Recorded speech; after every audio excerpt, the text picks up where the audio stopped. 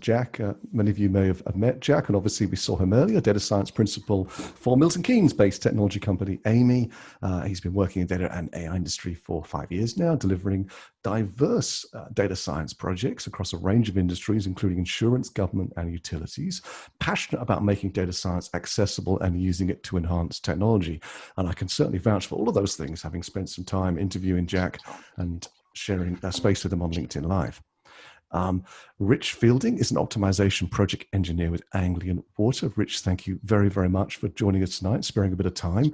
14 years of experience in the water industry, and his current position focuses on collaborating with industry and academia to discover and implement innovative data-driven solutions to a wide range of operational challenges. So really looking forward to your talk. How can we use AI to prevent leakage and improve water sustainability? Gentlemen, over to you. Right, fantastic. Do you want to kick us off, Rich? And, reason, just give me hints when you want me to move the slides on. Great, will do. Hi guys. Yeah, great to speak to you today. I'm actually going to kill my camera as well because I'm struggling with my broadband, so hopefully that will help and you can hear me okay.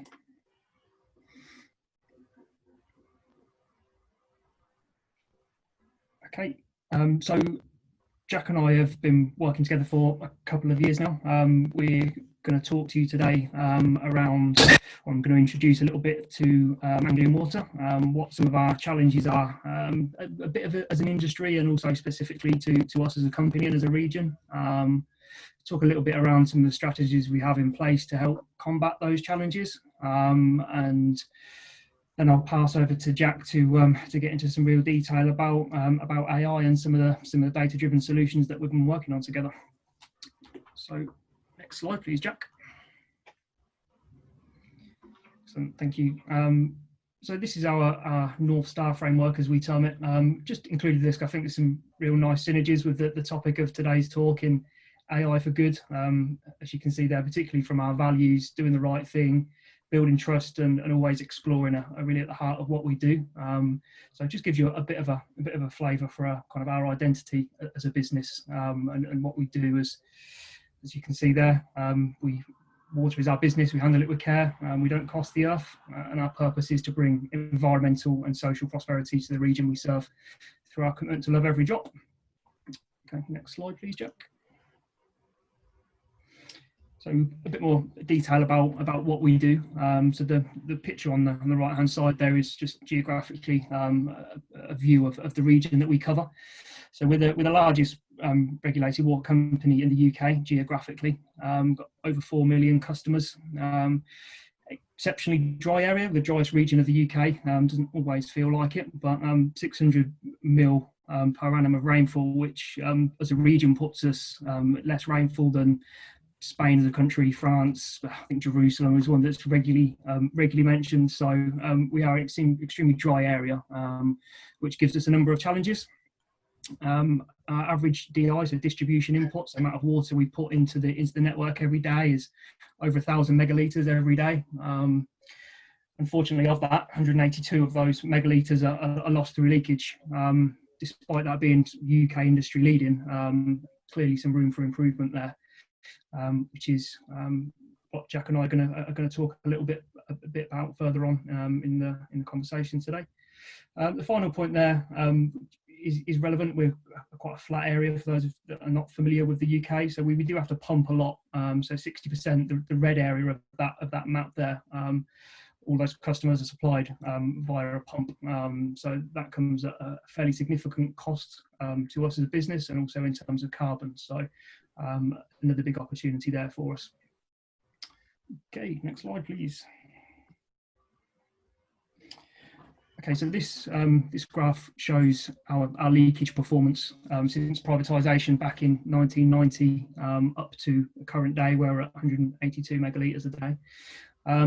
The glide path there really shows the extent of the challenge that we have up to 2040. So this isn't a nice to have for us. This is an absolute must have. We don't have the just a simple supply demand balance. We don't have the water available to meet the demands that our network the demands we placed upon our network in 2040. Huge growth area. growing climate change emergency, all of these things stacking up to us having to reduce leakage pretty significantly.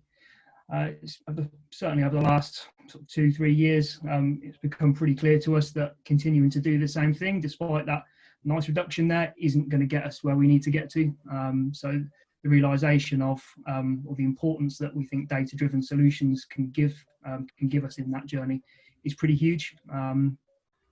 So yeah, that's what Jack and I are going to talk about today. We're going to focus on one element, one of the factors that influence leakage, and how we've worked together on that. Next slide, please, Jack. Okay, so the factor I mentioned we're going to talk about is transients, transient pressures. So the graph on the top right there is a sort of visualization of the data that we're talking about that Jack's going to go into a lot more detail about later. Essentially, a transient is, can probably been may have heard sort of terms like water hammer and surge. It's effectively the same thing, and exactly the same thing as the water hammer you may have experienced in your house. Shut that tap off a bit too quickly, and you hear your internal plumbing have a bit of a shake. Effectively, that's all we're talking about. The scale is just a lot greater. All that's actually happening there is a quick change of velocity, and it's that energy dispelling throughout that system. Obviously, the impact of that is far greater for us. Our velocities and our flows are a lot higher than in your domestic plumbing, and there's a couple of pictures there of when things go drastically wrong, what that can look like. Yeah, don't worry for those in Milton Keynes that supply Anglian water. This isn't; these aren't pictures from our network, but a couple of examples there. So the one on the left is an example of a high pressure transient. So those pressure spikes you can see there as pressure rises, and then equally catastrophic and sort of quite dramatic on the bottom right there is the ability for to have negative subatmospheric pressure transients, which effectively suck in what's around the pipe and can cause pipe collapse at the most extreme level. Extremely rare, but can happen, and even not to that extent comes with a lot of operational risks. So you've got the significant failures like that. They also these pressure transients also significantly reduce the asset life. So yeah, it's a big part of the leakage challenge is understanding transients, understanding where they are, and being able to mitigate them and remove them.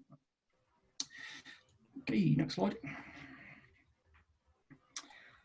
In terms of our strategies to help us face the challenges that we do face, is our adoption of smart water. And on the right-hand side there are some layers that actually come from SWAN, which is Smart Water Networks Forum, international forum of water companies, academia, and industry as well.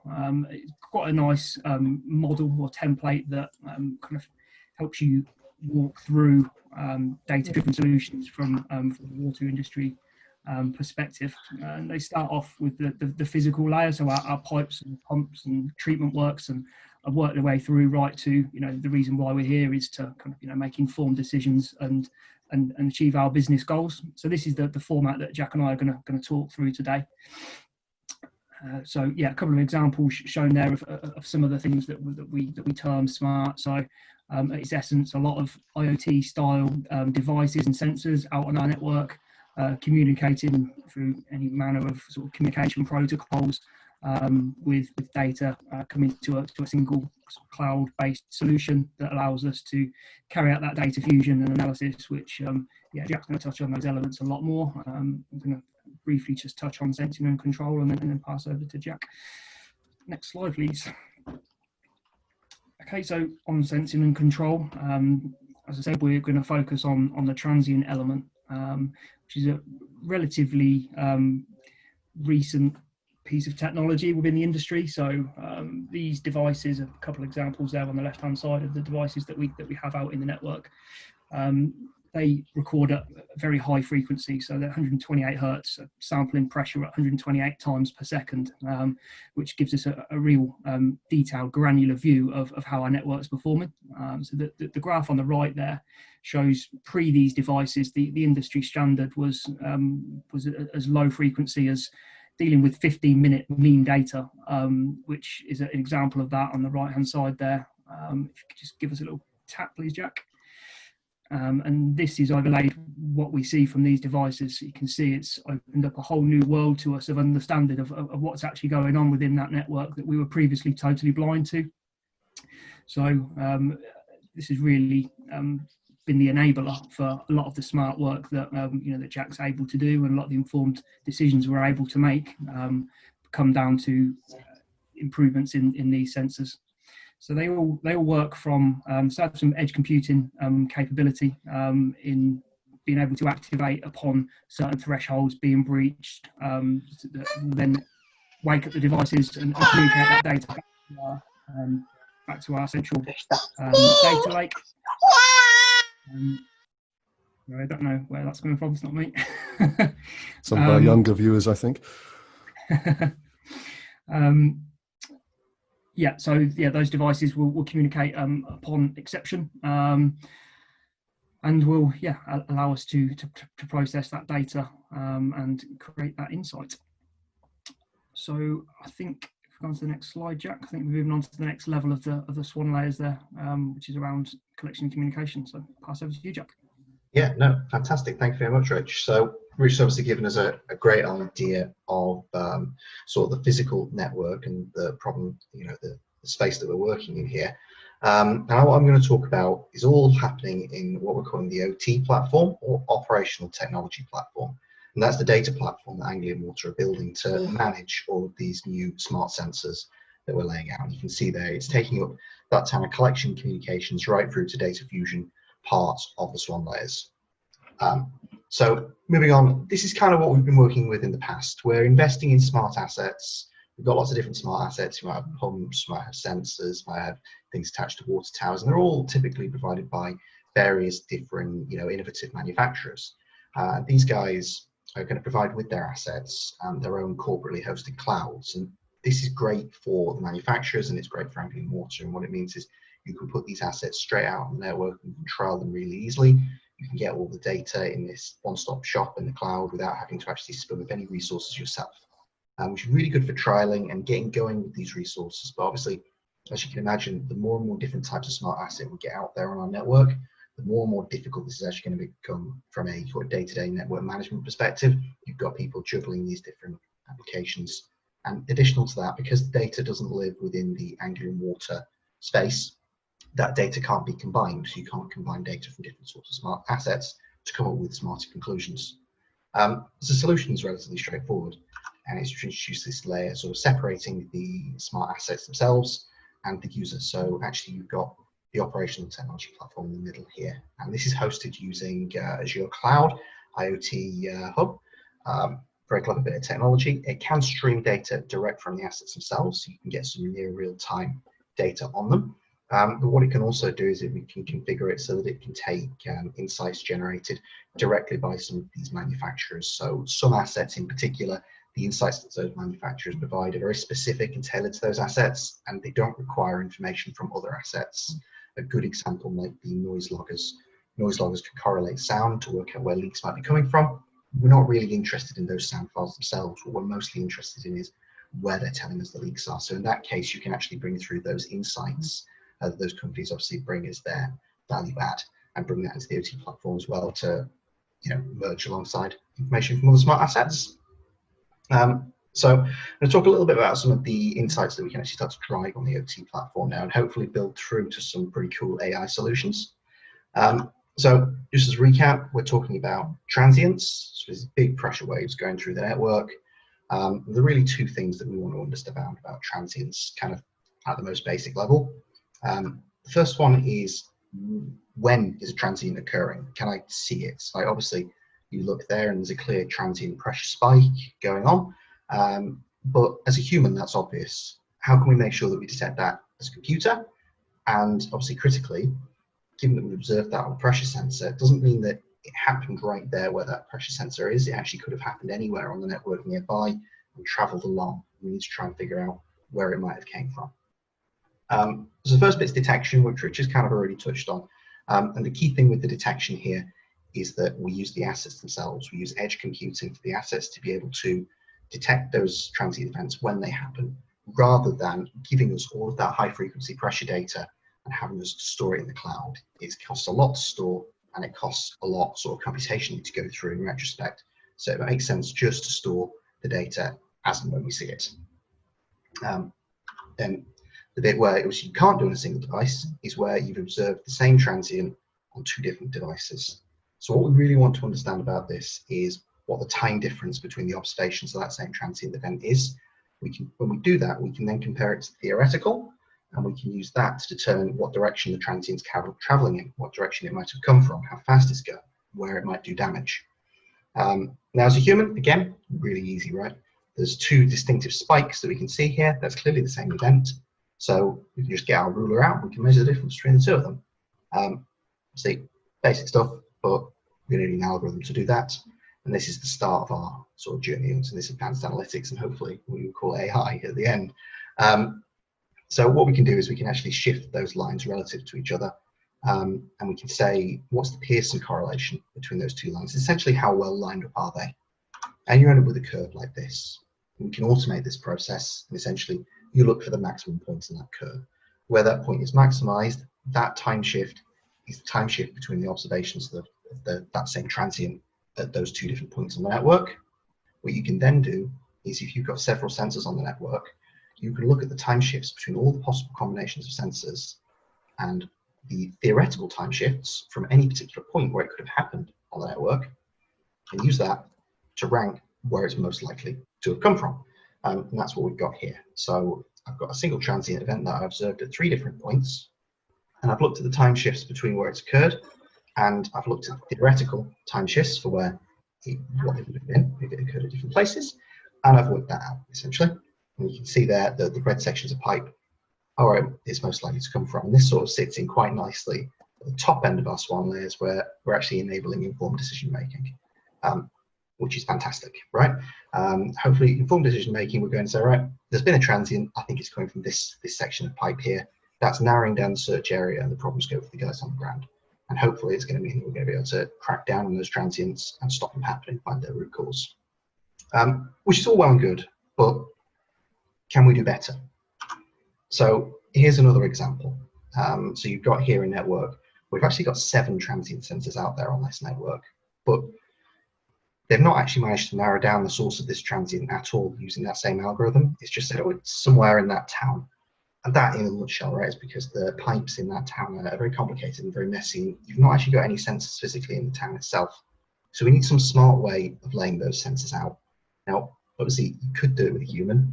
Humans are fallible. I mean, a human came up with this idea and it didn't work. So we need to do something a little bit smarter. And this is where we can actually enter into the realm of AI.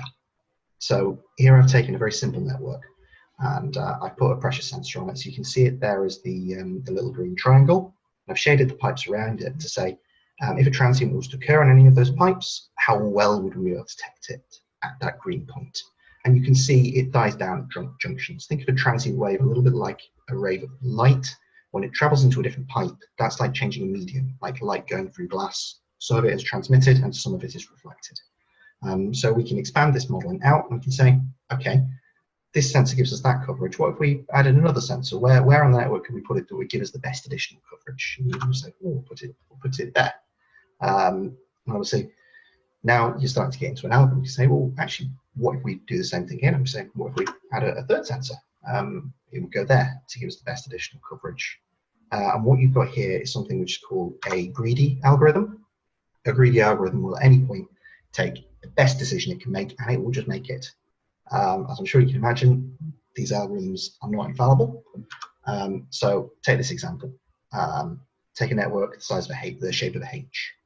If I wanted to put a sensor on that network as a human, or indeed as a greedy algorithm, I'd put it right in the middle. I'd say it's right in the middle, it's going to have the best coverage for the whole thing. However, if you ask a greedy algorithm to add another sensor to that network, I'll put it there because it can't move that previous sensor it's put. As a human, we know the best thing to do is probably this. But because a greedy algorithm doesn't have the ability to look forwards or backwards on itself, it fails here. And this is why we need to do something a little bit more advanced. So, as with any good presentation, here's a meme. Oh, there's some lines on the screen. Is that me? Can you guys see the lines on the screen? Yeah, somebody annotating the screen, are they, for our benefit? Yeah. I don't know. You carry on, I'll see what. Yeah, we are. So I've got a meme. Any good presentation needs a meme. So you've obviously got a greedy algorithm there at the bottom, and I've picked out a few ideas. This obviously isn't the be-all and end-all of AI. There's a lot out there. But to give you a general idea, the next step up might be something called a look-ahead algorithm. A look-ahead algorithm is similar to a greedy algorithm, but instead of asking the question, what can I do right now that's best? It's asking the question, what can I do now that will give me the best position in a few turns' time?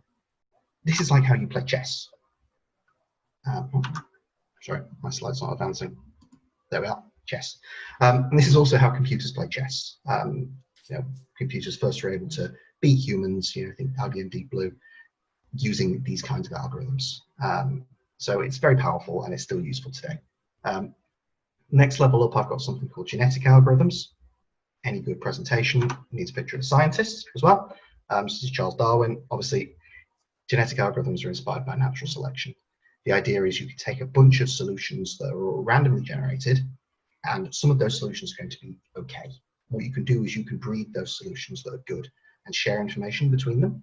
And you repeat this over multiple what's called generations, and you will actually find yourself narrowing in on a good solution to your problem. Then at the bottom, I've got deep learning.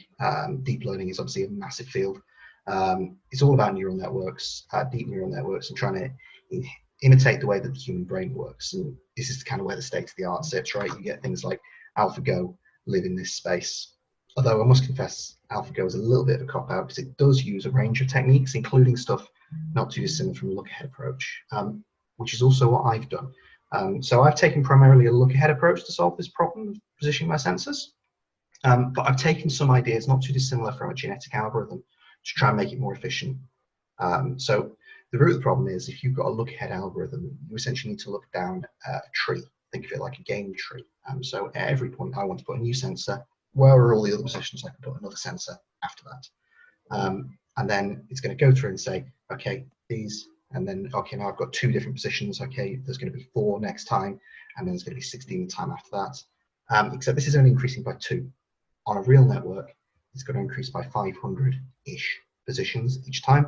This exponential growth is crazy. If it took 1 position, if it took 1 second to check every possible combination of sensor positions, if I wanted to cover a network with 7 sensors, it would take longer than the age of the universe to work it out this way in an exhaustive search. So what we need to do is we need to do something called pruning. So we take parts of the tree and we go, actually, when you get to this point, you don't need to go any further. There's no interesting solutions here. So the easy way of thinking about that is if I end up putting 2 sensors right next to each other, that's clearly not very good.